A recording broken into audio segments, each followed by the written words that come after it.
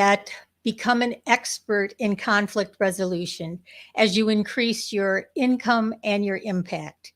I also want to say it's a way to increase the joy in your life and in your career.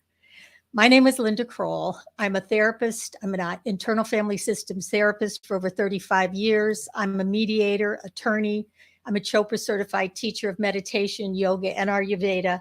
I wrote the book, Compassionate Mediation, How to Add Passion to Your Marriage or Compassion to Your Divorce. And if you have to leave early, there is a free book chapter at lindakrollbook.com. So anything that I'm talking about will be in the book, plus a lot more. So stay tuned because I want to help you expand your expertise starting today. So I have trained hundreds of therapists and I've helped thousands of individuals and couples in my 35 years as an IFS therapist, mediator, attorney. And my transformational process of compassionate mediation is one that I want to offer you.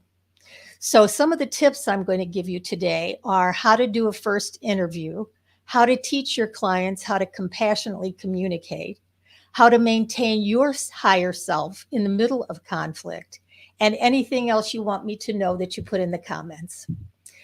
So let's take a deep breath and begin because I'm grateful you're here. You have a lot of places to be, but in this next 20 minutes, I want to make sure you have something to use that you can take with you.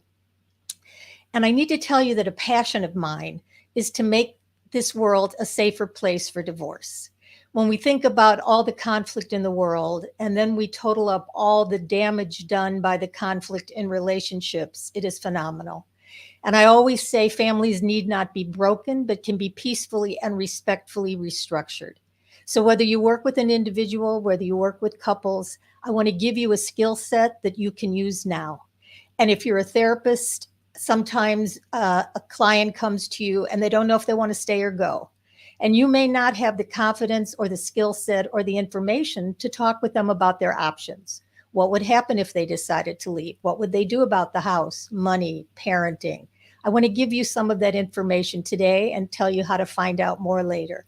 If you're a coach, you might be studied in how to coach people, but you don't have an expertise that sets you apart. In my compassionate mediation coaching certification that I'll tell you more about later, you get that expertise. So if you're looking to increase your impact and your income, it's because you'll acquire a skill set that other people don't have. Because compassionate mediation is more than marriage counseling. It's more than divorce mediation. It's a combination. It's a combination where we help people get to their best self, their higher self, their spiritual center, where they let go of all the limiting beliefs and judgments that they've taken on about themselves and their partner, where they unburden the pain from their past and they relate from their heart. And I give you all the skills and all the tools and all the handouts and all the videos to do that with your clients. But let's take a deep breath and imagine that a client comes to you. And if you're a mediator, they come to you in the middle of their dysfunction, and you have to kind of be the referee of how they communicate. I want to give mediators and attorneys a new skill set so that they can help their clients really communicate with empathy and compassion, even about the most serious and dramatic and hurtful issues. So whether it's sex, money, children, parenting, what to do with the house, maybe there's an affair, maybe there's an addiction, you have the skills to help in all those situations. So let's take a breath and just imagine that you have a couple coming into your office or an individual coming into your office, and they want some help, and they're having problems with someone in their life. And usually what a client comes to me and maybe comes to you is what they want to do is they want to complain. They want to come in, tell you their story, have you listen to their story, probably have you take their side. And then they feel marginally better because they've been compassionately witnessed by you. But I have a first interview with a set of questions that makes you an expert in getting the overview, in helping them understand what they are doing to contribute to the problem, in helping them understand how their family of origin and their partner's family of origin has affected how they're relating in their relationship. I give you a script for a guided meditation to help people get to self. And I'll tell you later how to get access to that meditation. But that's all in the Compassionate Mediation certification. You can go to lindakroll.com/certify at any time and learn more. And I'll tell you other ways in which you can reach me. So with the initial interview that I give you to give your clients, you ask them a set of questions. So I'll give you a little heads up on what those questions are. And usually what happens in an initial interview, whether I'm working with an individual who's come all fraught with feelings, or I've got a couple. And if I have a couple, then I'll talk to them alone together for a few minutes, just introduce myself, get a little information out of the way. When I used to have an office, a live office, I had a waiting room and I'd keep one person and then take the other one. Now I have a Zoom room. So I put them into different rooms and I interview them each separately. And the reason I want to interview them each separately after I've done a little introduction is because they can actually put their guard down and let me know what's going on. And for you, when you have a new client, it's hard sometimes to take control of the first interview, meaning you want to build a rapport. You want to get them to feel comfortable. You want them to know you understand and you're there to help them. But on the other hand, you're not quite sure if they can understand what's going on with you. Hold on one second. Meaning you want to build a rapport. So what you're going to do is you're going to allow yourself. So what you're going to do in that first interview is to allow yourself to ask some specific questions. And this is how I usually do it. I usually say to the couple or the individual that I listen for maybe 5 minutes and they're going to go off into their story. But they're so emotional oftentimes, and they've been telling their story in their own heads for so long, and probably to anybody that would listen to them. So I will listen compassionately, and then I will stop for a moment and say, I really want to hear all about what you want to tell me. But I also have some questions for you that I think will help me even help you more, because I could listen to you for the next 45 minutes, but then you'll leave just feeling marginally better. I want to give you a new perspective, if that's okay, and a little more information that would help. So then I go into my questions. I do it gently, I do it compassionately, but I do it firmly in terms of me being in control of the session. Because the questions that I ask are these. I ask them to tell me what's going on. What does their partner do that bothers them? What do they do that bothers their partner? How do they react? How does their partner react? And then I'll ask them a few questions about their family of origin. What was their mother like? What was their father like? What was the relationship with siblings? And I'm trying to get a background, just a very quick background. Was there addiction? Was there abuse? Were there family secrets? What was the milieu in which they were brought up? And then I invite them to tell me about their partner's parents and family of origin, because that gives me some insight into how their partner was raised. And it often gives the one I'm speaking with some more of a compassionate perspective of how their partner's raised, because when they realize that their partner was raised by an alcoholic father and they were possibly verbally abused, it makes more sense why they aren't in touch with their feelings, why they can't really communicate the way they would like them to. So just asking those questions in what is usually a 15-minute interview each at best. I then ask them 2 more questions. One question is the magic wand question, and I give that to you to use right now. The magic wand question is basically, if you had a magic wand, what would you like to see happen? Whether you're working with an individual or one member of a couple, it's very telling to see what they say. Because sometimes they may say, in a perfect world, we'd forgive each other and we'd stay together. Sometimes they may say, in a perfect world, or not in a perfect world, I wish I could just get divorced and be done. And I then know how to help each partner, because I tell the person who wants to leave that if they don't take time to process the feelings that got them here, they could go file for divorce, but their partner, who still doesn't want a divorce or to separate, could stall the process, and then lawyers get involved, and then it gets very expensive. So if the initiator, the person who wants to leave, is invested in leaving, I help them find the space to talk compassionately about what got them there. And for the person who is saying, I don't want to leave, I don't want to destroy my family, I help them understand that if their partner has thought about leaving, they have to be willing to talk about leaving.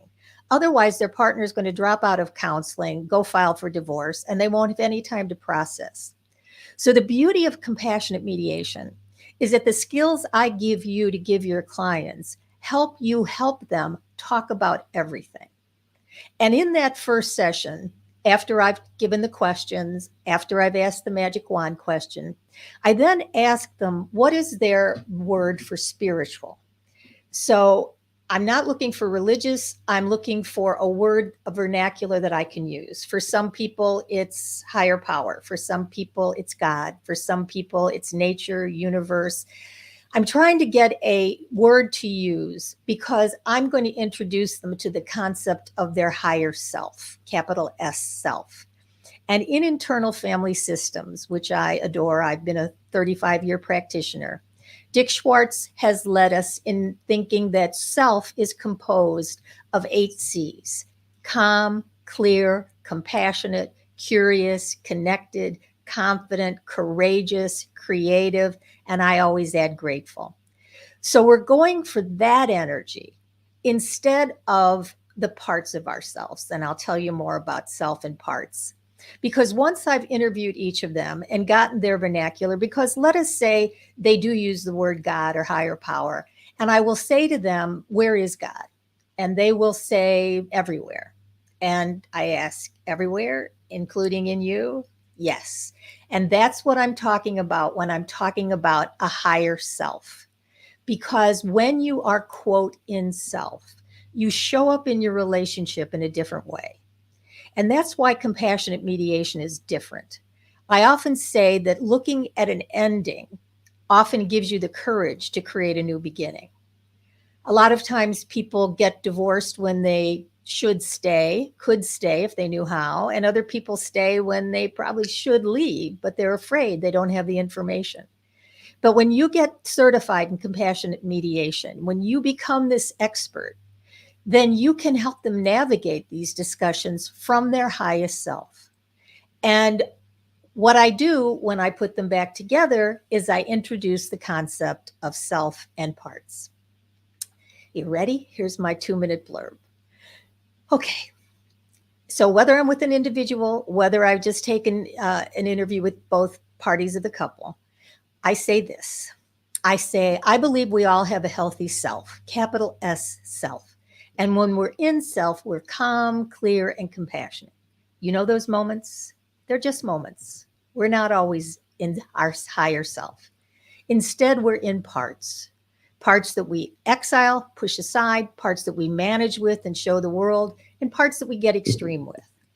And what that means is if we feel sad or scared or hurt or vulnerable, we push it aside. We exile it. We don't want to feel that.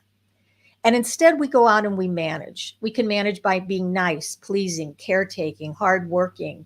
We can manage a lot of different ways, but many people manage by putting on what I call a pseudo self, where you look like you're in self, but you're really feeling these feelings exiled underneath, and you don't know how to manage them. So when you can't manage those exiled feelings, people act out in extreme ways. They eat too much, drink too much, get enraged, put a wall around their heart, get depressed, have panic attacks, maybe go have an affair. There's ways that they react that are dysfunctional on some level, but then you can focus on what you just did and feel bad about it, and you still manage to exile all those feelings. So I tell the individual or the couple that until this moment, they have done the best they knew how to do. But now they can learn how to do differently. And I mentioned using the details they just gave me. So, John, when Mary nags at you, what do? I shut down. And when he shuts down, Mary, what do? I get angrier. Right. So when you get angry and when you shut down and when you get anxious and when one or both of you have thought about leaving, what's happening in your body? Somatic. We go inside. And I say it tightens, right? Well, I want to give you a way to feel what being in self feels like. And the way to be in self is a meditation that I then give them. And what I do in that meditation, and I'll tell you later how to get it, is help them understand by going inside that they are holding on to a lot of feelings that they haven't acknowledged. And they have behaved in a certain way that is defensive, but it's also aggressive sometimes or passive aggressive to their partners. So once they can understand that there is a way to relate to their feelings with compassion for themselves first, then eventually, especially after that meditation, we get to the top of the mountain where their parts are all relaxed and they send compassion in the direction of the other party. And that reminds me of a quote from Thich Nhat Hanh. Thich Nhat Hanh was a great spiritual leader, and he said that to reconcile conflicting parties, we must have the ability to understand the suffering of both sides. If we take sides, it's impossible to do the work of reconciliation, and humans want to take sides. That is why the situation gets worse and worse. Are there people who are still available to both sides? They need not do much. They only do one thing. Go to the first side and tell all about the suffering endured by the other side. And go to the other side and tell all about the suffering endured by this side. That is our chance for peace. That can change the situation. And that's what we do in compassionate mediation. And you can go to lindakroll.com roadmap to get a roadmap of the process. But the reason I wanted to show you that quote is because it's so important to understand that your role is to stay neutral. Your role is to stay in self. So I know when I first started my practice a long, long time ago, I'm always a recovering codependent, meaning I always wanted to please, fix, save, rescue. My father, talking about family of origin influence, my father was a manic depressive, and he was always available to me to begin to yell a lot. And when he yelled a lot, it made it very hard. It made it very hard to function.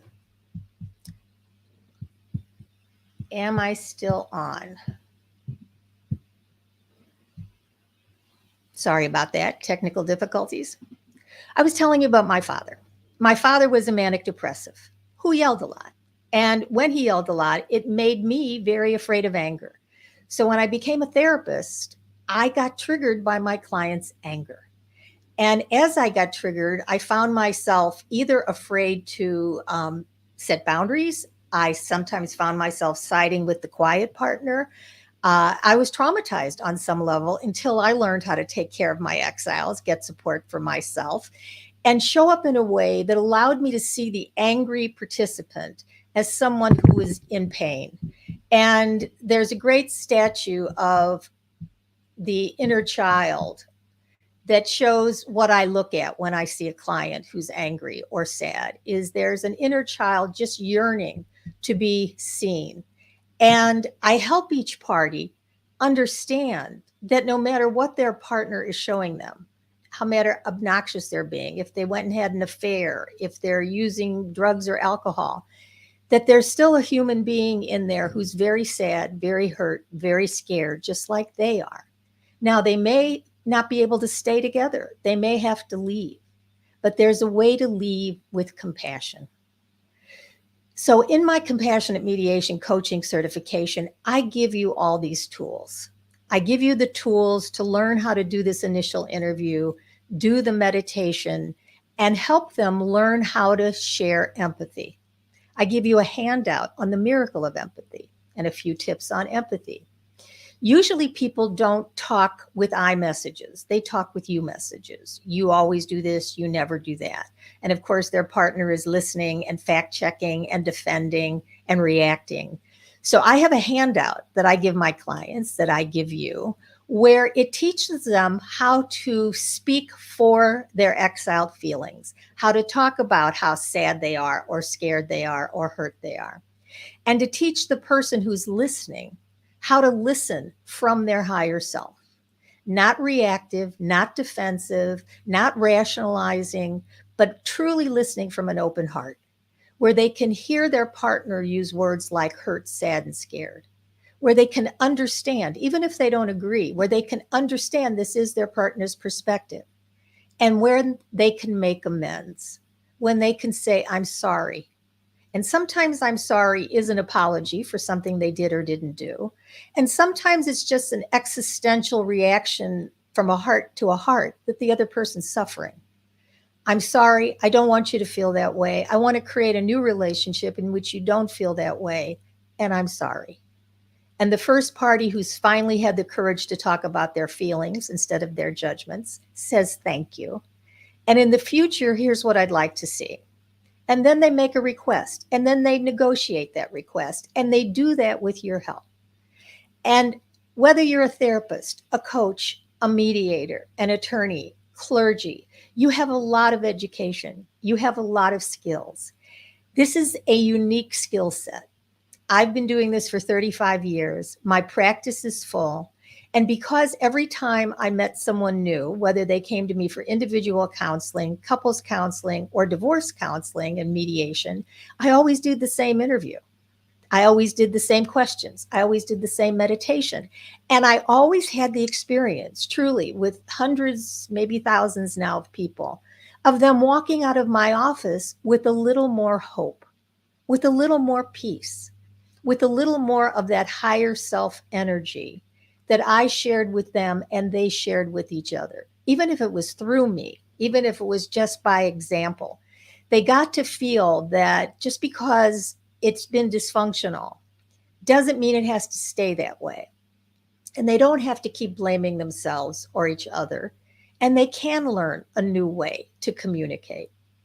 And if they communicate and find that they're not compatible, that's what happened with my husband and me. I was married to my college sweetheart for 20 years. And when it looked like we were headed in separate directions, sadly, there wasn't compassionate mediation then. There was only counseling that didn't work. And then there were attorneys that worked too hard.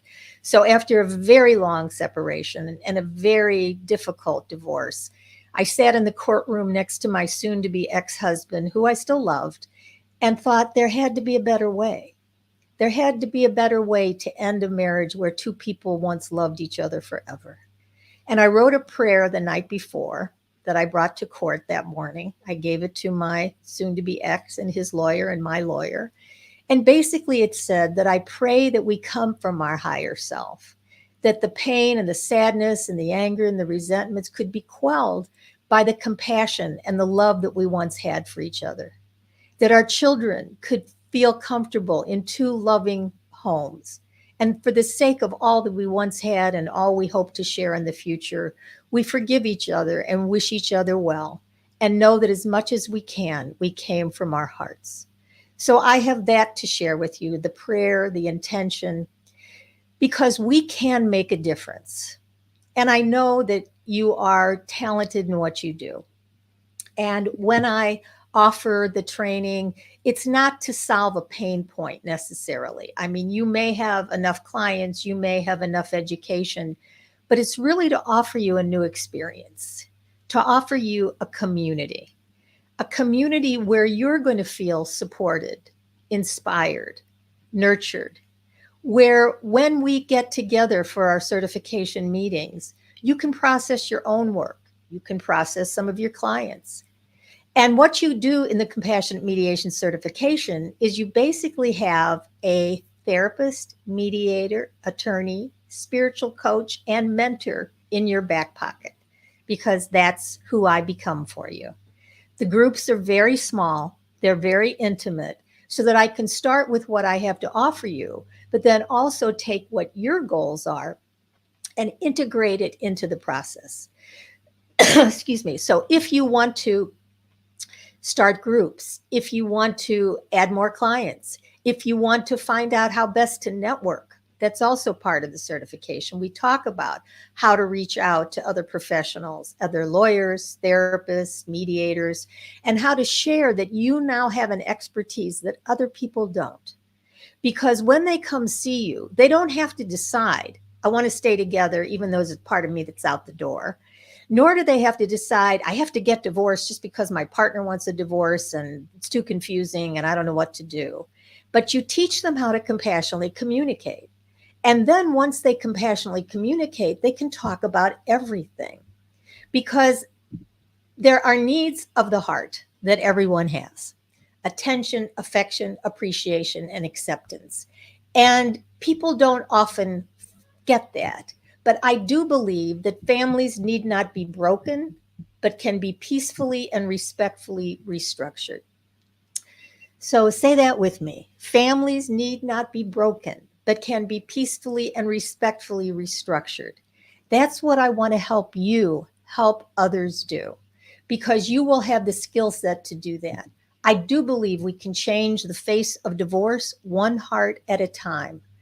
And whatever your reason for being here, whether you want to make your own relationship better, whether you want to feel more fulfilled in your career, or even have more fun in your career, or get more clients for more financial stability, I want to help you create the dream you want. That's my goal: to create an environment where you feel you have everything you need to create the life you want. So I hope you'll learn more. I hope you'll join me. And there are questions that I can answer for you, including, how do you do all this? Well, there's a roadmap. I want to give you access to the roadmap, because if you go to lindakroll.com roadmap, there's the outline of my process on how to be your best self, help your clients or yourself, works for both.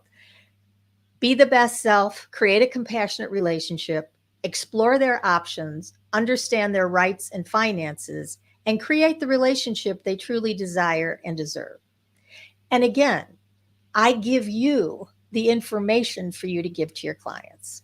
So, for instance, if you're a therapist, you can't give legal advice, but what you can do is give some information to your clients that will allow them to begin to think about what would happen if we got divorced. And even in the thinking about it, you help them process. For instance, you don't have to be a mediator, you don't have to be an attorney, but you can allow people to think about that at some point they have to start talking about their finances. They have to get on the same page. Where are their excuse me, where are their assets? What is their income? What are their debts? What's their budget? You don't have to go down this road with them, because I'll tell you the truth. Once you bring up money, you can have weeks of processing the feelings around money, because they've had different roles their whole lives and they're looking to become equal partners now. And the emotions get in the way. So I give you the content piece by piece, so you can help your clients with the process. You can help them process the feelings that they need to process to make informed, enlightened, empowered decisions for their future. And then I help you explore their options. Because if you're dealing with people in conflict, most of them are black and white. I either have to stay where I don't want to be, or I want to get divorced, but I don't want to get divorced. So they stay stuck. But there are so many options. There's counseling, individual or couples. There's date night. There's a separation without any need for any legalities. There's a legal separation. Let's go back. There's a post-nuptial. Instead of a prenuptial, you can tell them they can create a postnuptial, and I give you the tools to help you have those conversations. And there's a legal separation and a divorce. Again, it may feel overwhelming to think about learning all these new pieces of information, but it's all templated. It's all outlined. It's all in manuals. It's all available in videos on my Compassionate Communication Academy. And you work with me to both integrate this knowledge and practice it, so it becomes a hands-on, let's go out and use it now. It's not like we have to spend months just getting the theory and then what do you do with it? It's an ongoing beginning of a new career for you, or in addition to the career you have now. And truly, it's from my heart to your heart. I am much older than I look. I'm 77, yay. And I've been practicing for a very long time. My practice is full. And I feel that the importance of the message, the importance of this process, is one that I am passionate about sharing. And I am selective about who gets into the certification, because the people that are in the certification are all highly qualified, very educated, very self-aware, and spiritual people who are here to make a difference in the world. Because I do believe that we are all channels of love and beacons of light. I know that sounds corny, but I'll put it out there anyway. Because you have your expertise, you have your wisdom, and we're not always sure how to get it out there, how to be seen, how to share it. And we are beacons of light. We're all there to light the way for someone who may still be in the dark. Maybe it's through our own experience, maybe it's through the new skill set you'll learn, but you turn your hand and you offer it to them to lead them through the maze of decisions that need to be made. But you help lead them from their higher self. And I give you the tools to help them look at their limiting beliefs so they can let them go. I give you tools to help them unburden the pain from the past using a lot of techniques that blend IFS therapy, higher consciousness, holographic memory resolution, somatic energy work. It's all built in, and I give that all to you. So I'm hoping you're going to want to learn more. And if you do and want to learn about the certification, you can go to lindakroll.com/certify and check out the details of the upcoming certification. The next certification is starting soon. You can still get in if you call soon. Otherwise, I'm not sure when the next one's going to be. You'd be on a wait list, but I'd really love for you to join this one. It's already got a great group of people in it. And I know that if this resonates with you at all, you will be a great addition. So I hope you find time for a brief chat with me. Like I said, it may not be for you, and I am selective. Hopefully you meet the criteria of being a heart-centered, which you must be if you're still on, a heart-centered professional who is open to learning new skills, who is open to sharing your wisdom and your light in a group. Because as much as I bring to the group, all the templates, scripts, videos, handouts, everything, manuals, everything that you'll need, you'll find that you'll gain just as much, if not more, from the other people in the group, because they are all exceptional. And so if this resonates, please find a time to talk to me, because there's so much more to share, so much more in the program. And just to remind you that teaching people empathy is part of what this is about. And also helping them go from connecting to their highest self, letting go of their limiting beliefs, unburdening pain from the past, and relating from their heart is what we help them do. And I give you the roadmap for all of that in lindakroll.com/roadmap.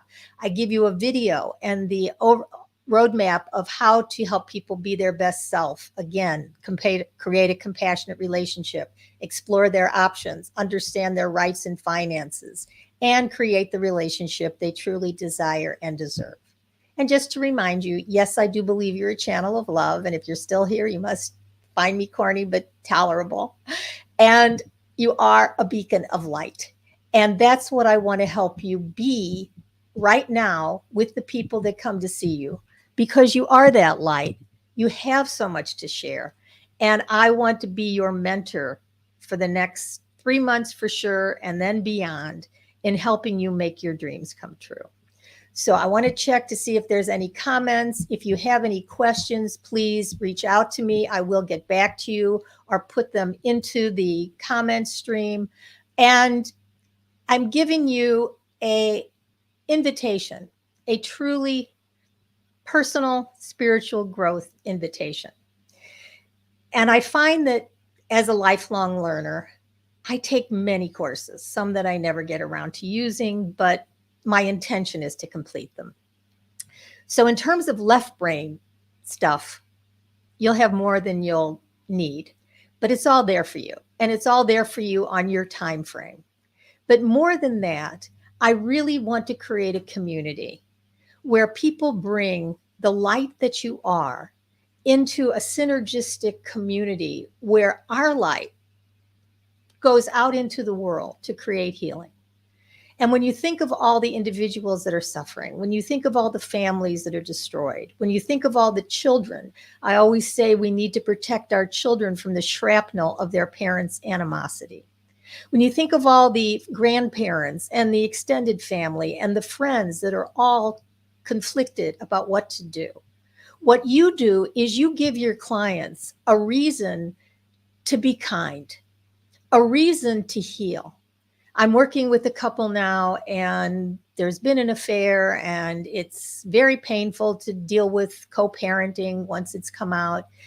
But my hope is that they can both sit down with their children and apologize for the energy that's been between them, and to let their children know that they're going to create a new relationship where they're both calm and kind and respectful, where they're both free to meet and date other people that are possibly going to be part of their children's lives, and they normalize that for their children, where they go to their parents and let their parents know, yes, we both made mistakes. Yes, we both acted poorly, but he, she is the parent of my children. I want you to forgive them. I want you to be kind. I want us all to be together on holidays. I want us all to be together on graduations and weddings and birthdays and births. It's possible. I've worked with clients who have gotten divorced and they still do Christmas together every year. They've traveled to their daughter's college and actually stayed in the same room when they weren't dating other people. There are ways to create a new paradigm for healing, and you can be the catalyst to make that happen. You can not only become an expert in conflict resolution, and because you will be an expert, you will have a well-deserved reputation of being someone who can help families heal. So if you're an attorney, you'll be known for the fact that once someone gets divorced, their finances aren't destroyed, their family isn't destroyed, but you're the go-to expert to help them learn a new way to communicate. In mediation, you won't get stuck refereeing because you'll be able to intervene in a way that actually gives them a template for better communication. If you're a coach, once again, you're going to be known for your expertise. You can let clergy know and therapists know and attorneys know that you have this expertise. You can give a group at a community center, so you introduce yourself, or at a church or a synagogue, and let people know about your expertise. And therapists, you will have a skill set that most therapists don't have. Because when you know compassionate mediation, part of my dream, if I may, is to say that whenever there is conflict, people will turn towards someone who knows compassionate mediation. People who can help them communicate about everything: money, sex, finances, responsibilities, parenting, where people can look at an ending. Because once you look at an ending, once you look at what's going to happen with the money and the house and the parenting, it's like a wake-up call. It's like, do you really want to go down this path? Because if they knew what it entailed, I often say if people put as much work in working on themselves before they got divorced as they would have to do to get divorced, there'd be many more intact families. But it's not about, and I tell my clients is, it's not about fixing your marriage, okay? It's not about putting a Band-Aid on the problem. It's about creating a whole new marriage where you each come from your highest and best self, where you each are authentic with healthy boundaries, asking for what you want and need, being kind and respectful, giving each other the attention, affection, appreciation, and acceptance that you need. And most of all, giving it to yourself first. I give you the words, I give you the tools, I give you the outlines, I give you the scripts. It's all there in the Compassionate Mediation Coaching Certification. I truly hope you'll want to learn more. And if you don't, sign up for a 15-minute call and I'll give you the benefit of my 35 years of experience to help you in any way. So if you have any questions, please let me know. I'm going to check one more time to see what else I can share with you. And basically, it's a new world where there's so much going on, where there's so much conflict, so much heartache, so much pain, so much sadness, so much fear. Take a deep breath with me, or put your hand on your heart. And for many of you, you might be empaths. For many of you, You may be feeling the weight of the world. And for some of you, even thinking about a new certification is overwhelming. And what I'm saying to some of the people that are starting with me now who have this course they haven't finished, or this course or this one, is that the certification, the meetings we have are going to be in a way to put all that together, to take everything that you're learning and coalesce it into a future that includes whatever you want. More clients, more tools, more confidence, more network, more money, and most of all, more community. A community of like-hearted professionals from all over the world, actually, who know that there is a better way to resolve conflict, and using the principles of internal family systems, helping yourself stay in self when you're working with a couple in conflict, helping them stay in self and heal their parts and speak for their parts instead of from their parts. You will learn how to do that. And you may be an IFS therapist already who already knows how to do this. I'd like to offer you more skills. I've given a training on compassionate mediation at every state in which IFS has had a conference. And my book is in their bookstore. So there is so much I appreciate about internal family systems. There's so much I've integrated into it. But what compassionate mediation is, then I'll let you go. Compassionate mediation is a way to help people emotionally and spiritually heal while giving them legal and financial information and support. So there's emotional and spiritual healing along with legal and financial information and support. We're healing relationships, we're healing families, we're healing extended families, and one by one, we're helping to heal the world. So I'm so grateful. If you're watching this live, if you're watching the replay, please reach out. Let me know how I can help you. And thank you so much for hanging in here with me so long. And I look forward to staying connected. Bye for now.